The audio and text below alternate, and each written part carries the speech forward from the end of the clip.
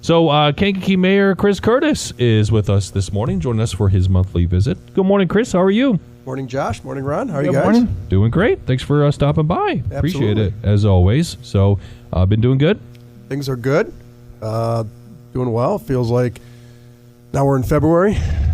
Feel like I'll be back here very quickly again. I'm hoping. Yeah, Next probably. month. Yeah. I always say once you get to February, it's that, I know it's only 3 days shorter, but it's that warm weather's on the way, right? So Yeah. We still don't have a Kankakee groundhog, right? To predict the weather. No, we call animal control for those. Okay. Try to get them out of here. We have muscles. Yeah. We have muscles. Yeah. They predict when a project will get started, right? They let us know when the water's 60 degrees and good enough to get into, so that's our prediction. Nice. So, well, thanks for stopping by, of course, as always. Appreciate it. I know you have some news you want to share about the regatta. Well, why don't we wait for this breaking news in a little bit? So the you got a city council meeting tonight? We do. Okay. Yeah. What's on the agenda tonight? I think we're having another short one again now. Oh, really? That'll be 3 in a row. Okay. It's starting to become a trend, which is okay. We'll pack it in. No, pretty light agenda. We are going to recognize several firefighters tonight. Unfortunately, we had a major fire a while back there on Kensington Avenue, but they did a heck of a job in saving.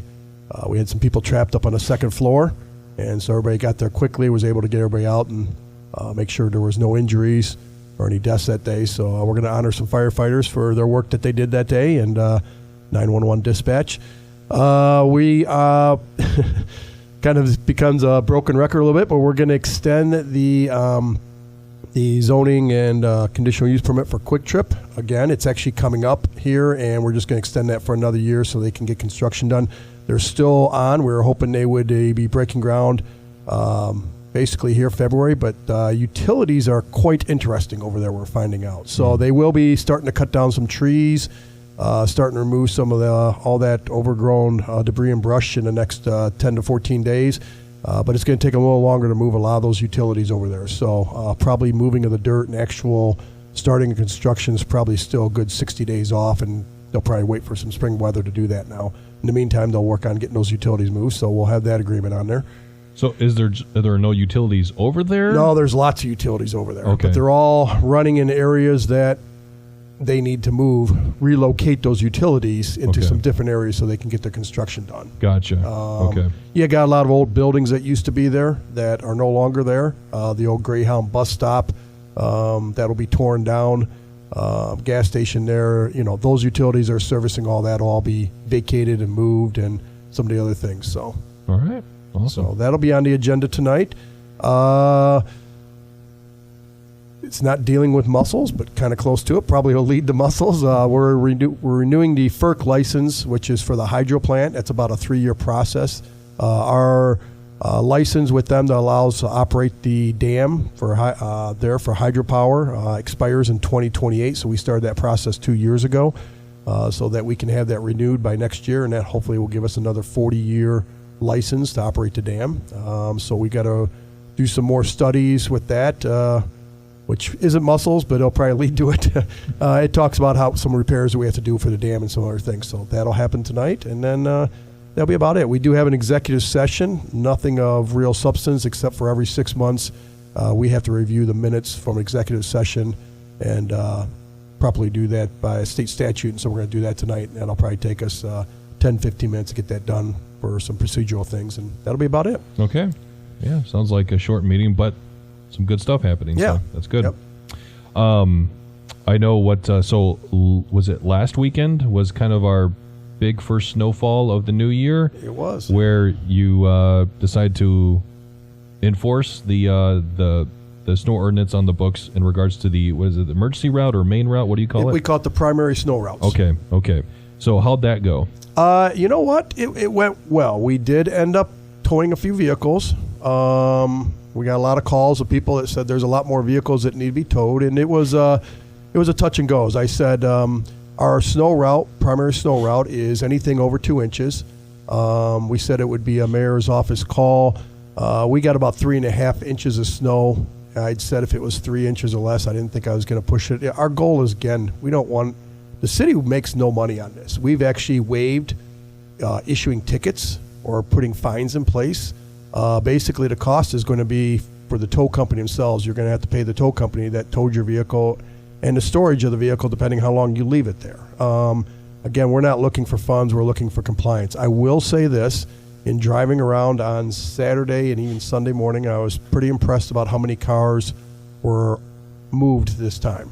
People taking notice, trying to move their cars, but I was also shocked in some areas, especially Indiana Avenue, Harrison Avenue, and then Court Street, how many cars were still parked there. We did not make the call to tow cars until about 1:30 on Sunday afternoon. So we got out with a lot of press out on it Saturday.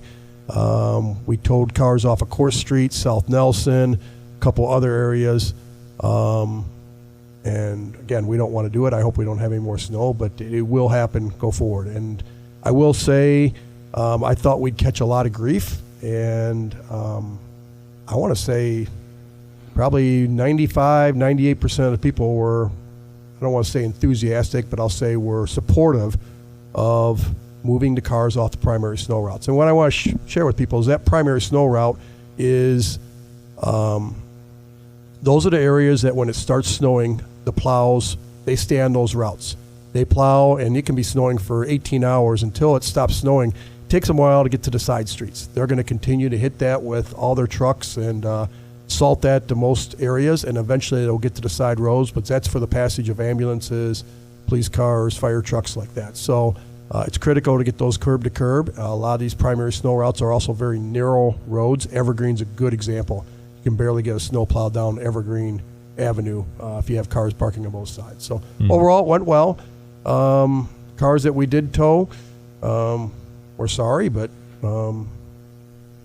we thought we got enough notice out to let everybody know what's going on. So sure. Well, speaking of plowing, I know last we talked about the salt supply that you guys have. Yeah. And now after this recent one that we had, but it's been pretty cold, so I don't know. Did you guys use any salt at all, or was it too cold to use? No, you know, there's a fine line when it starts getting that below zero temperature. It gets difficult, but it helps when the sun's out. We had a lot of cold days with suns, and if you get those cars to kind of drive over it and crush it, but it depends. My understanding is, you know, if you can get that at 8-10 degrees, it's going to work pretty decently. You start getting below zero, it's hit or miss. But we used it and got it out there to try to let the cars drive over it, kind of make some slush, get that sun to just help just a little bit maybe. And we have plenty of salt supply. So we've been good the last 2 to 3 years. We've had excess. How it kind of works with the state and for most municipalities is you have to order the amount that you want in advance, and then you have some leeway of, I believe it's 20% one way or the other of getting more or getting less, but you have to take a certain amount. So even like this year, we're still bringing it in from what we ordered. But we had a lot of excess from past years that we've got 3 different salt locations that we keep ours at. DPW over on Willow Street, and then we work with the Park District. They allow us to use one of their buildings to keep some salt in too. So we've been emptying it out of the Park District, and we still have a lot on hand, and we should be good for the rest of the winter. That's good. Kankakee Mayor Chris Curtis is with us this morning. All right. So what is this news you want to share with all of us this morning in regards to the regatta? Well, we've hyped it so much now. Yeah. Do we need a drum roll? Do we need like fanfare? Like what exactly? No, you know, it's a walk-up song. Yeah. Heard a few of those last night, I think, at the Grammys. No, we got some really good news. As this cold weather's here, we're already thinking about Labor Day weekend, which is good and exciting, but also scares me to think that we're talking about the end of summer. I want summer to get here. This past weekend, Thursday through Saturday, the National Powerboat Association, which is the MPBA, they run the boat races across the country. They basically had their national meeting down in New Orleans, and we had Kankakee was a lot on the news with them this weekend. So 2 big things came out of it. The first one is that Kankakee was awarded the North American Race Site of the Year award from the MPA. So that was kind of a big deal for us to have just in our second year back, having the races back to get that award. And then we've had the national championships that started last year, and we'll have them again in 26. They just awarded us those for 3 more years. to 2029. So we are guaranteed. They have the national championships, which is the biggest that they have. Brings all the big racers out as they get the most points, kind of like with NASCAR racing. Or golf events, there's certain events that you get more points than other ones. And so we're excited that we'll have guaranteed the national championships through 2029 on the Kankakee River. That's exciting. That was officially came out on Friday, and so we're excited about that. So committed when goal was to get the races back to Kankakee. My goal was to get them by last year, so it was exciting to know that we got them in 24. I thought it might take 3 to 5 years to get the national championships back, to get them after 1 year, which we did in 25, and to know that we've got them now for 5 consecutive years through 2029 spoke volumes. And to hear all the racers, the teams and everything talk about that, the Kankakee River is actually one of their favorite courses wherever they race across the country. And I guess part of it is because it's a difficult course, it's a narrow course, and they say that a lot of times they'll race on lakes or things like that, so the fans are quite often far away from them. They're near the start line, but then they get way out there and they're several hundred yards away as they watch the races. But this is more like a tunnel for them, where they can they get the fans right on top of them. They actually are able to see them when they're racing, and the narrowness of the river makes it a challenging course, and so they're excited about that. So they say it's one of their favorite races and favorite courses to come to. That's good. That's awesome. And didn't think fans mattered. Fan close proximity. Yeah, right? no, they like it. They say it's exciting for them that to be able to see large crowds and everything. While they're racing, they aren't paying attention to them as much, but they said they notice them when they're there in the pits and when they are warming up or finishing and everything. So it's a big deal for them to have large crowds and interaction. So that's good. And as you said, it's a more challenging course, so they like the challenge. Yeah, so that's cool. It's a little more dangerous from what I understand. Is you've got those shorelines, and they call it the beaches, right on. There isn't much room for air. You got to make those turns, and they're tight, and it makes it a little more difficult for passing and some different things. So different to what they're used to in some other places when they race on lakes and things. So that's good. That's exciting. So we're excited. It's a good. It's big for Kankakee, but it's big for the regional area. And I always, as I told them when we were speaking about it, it's one of those things that it kind of got stale and old. They went away in 2013, and then years went by, and people forgot about the noise on Labor Day weekend, and people complained about the streets being blocked off and one ways, but then you realize you kind of forget what you have till it's gone. And so I think people were excited to have the races back, and I think this year is going to be really exciting. The first 2 years, trying to get our feet under us, trying to understand what works, doesn't work, and I'm excited this year. I think we're going to take lessons learned from the last 2 years, and this may be the best race that has been put on in a long time. So that's good. Is it still Friday, Saturday, and Sunday of Labor Day weekend? Yes, that's still the ideal. Practice on Friday, qualifying on Saturday, championships on Sunday. That also allows for a rain date, which a lot of times they don't have that at other races. So the weather or something goes wrong on a Saturday or even on a Sunday, it allows Monday for them to carry over to and be able to complete the race. So gotcha. But I want to give a shout out to let the Park District know about that on Friday. They're a key partner in that with us, and so they were excited to hear that news also. So that's good. I also saw, I think it was Friday or Thursday, but recently the city of Kankakee posted on social media looking for input for what you would like to see at the races, something like that. Yeah. I mean, that's part of what like I said, the first year and the second year, a lot of things went right both years, but then you want to hear from the fans. I know there's still a lot of question. I heard the year before there was, the tailgate area kind of went away the first year. It was brought back last year. They brought an RV section in. There's still discussion about whether or not you can bring coolers in and tents and different things. That's all going to be discussed. And so we're trying to listen to what do the fans want. The biggest thing is got to raise a few nickels. This is all done basically with sponsorships and some fees for parking and everything to pay for this. And we have to provide for the dive teams and the security and the basically these are professional drivers. So there's awards and there's race prizes, more than just trophies. They actually earn money for racing. But we want to hear what the fans want. We want to get as many people out there, so line the banks up. And hearing that that's what the racers want, that's our goal. Good deal.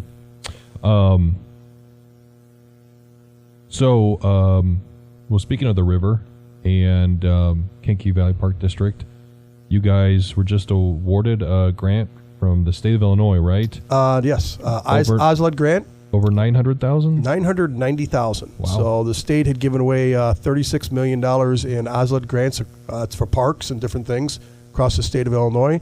Most of them ranged in the $500,000 to $600,000 range. We were actually the largest awardee at 990,000, and that'll go towards West Riverwalk to help with some acquisition of properties there and get that ready for the next stage. So we're pretty excited with all the grants and stuff that we got for East Riverwalk. Nearly $3 million in grant funding for that. It was a couple months ago we talked about we had got $5 million no match grant for the what we call the bike ped pathway along Fisherman's Park, and that's from the bridge that goes over the river there on Kennedy Avenue all the way to Station Street. And then now to get nearly $1 million of no match money from the city also for West Riverwalk. It's all starting to come together really well, and we've already started working with the Park District. We've engaged Hitchcock and Associates to start working on schematic and some engineering drawings for Legion Park. That's a partnership with the Park District. That's their land. That'll be basically the next phase that we'll start working on. That should be the next construction project will be Fisherman's Park. We hope that'll be next year. And then we'll work on Legion Park. And in the meantime, we'll take that grant money and get West River Walk. That's probably a 2032 to 2035 project somewhere in there. So Okay. we got about 4 or 5 different pieces that we're working on, and it's all starting to gel together. Good deal.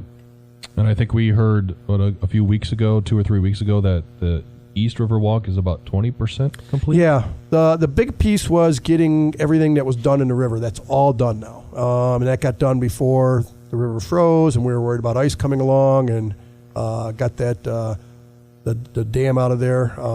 So that's the concrete retaining wall that and the steel beams that is part of the boardwalk that faces right down by the river, and so that's all completed, and now it's all the site work and everything. All the work out of the river now going up to the road there. So little pause right now. A lot of equipment is coming and being delivered. The infrastructure for sewer lines and utilities and all that. But if you really kind of look at it, you can see the shape has taken place. You can see where the boardwalk's going to be along the river down below, cut out. You can see where the overlook pier has been built up. And so I think you'll see some more work take place on that as the weather starts to warm up. And they're still shooting for a mid to late summer completion. Awesome. That's good. All right. About a minute left. Any events, happenings going on in the city this month? Kind of quiet. Yeah. I think we're getting ready, waiting for that warm weather, waiting for April to come around, so we can start some of those events. May rolls out, April, May, you start getting Farmers Market back. And so all that prepping is going on. Was even thinking about the Merchant Street Music Fest. It's end of July, but you got to start thinking about the bookings and everything for that. So just getting ready for all that warm weather stuff to get us through February. So when we hit March 1, even though I guess Puxatani, is that his name? Telling us we got 6 weeks. We're just going to say March 1. Summer will be here spring. We're going to ignore him. The muscles tell me quicker. Kankakee Mayor Chris Curtis, anything else you want to add this morning? Okay. Good seeing you guys, and we'll see you in less than 4 weeks, we hope, right? Right. 4 weeks exactly. Yeah, it would be, March 2nd then? Sounds about right. Yeah, so awesome. All right, Kankakee Mayor Chris Curtis, thanks for joining us. Thank you, Josh. Thank you, Ron. You too, sir. Yeah.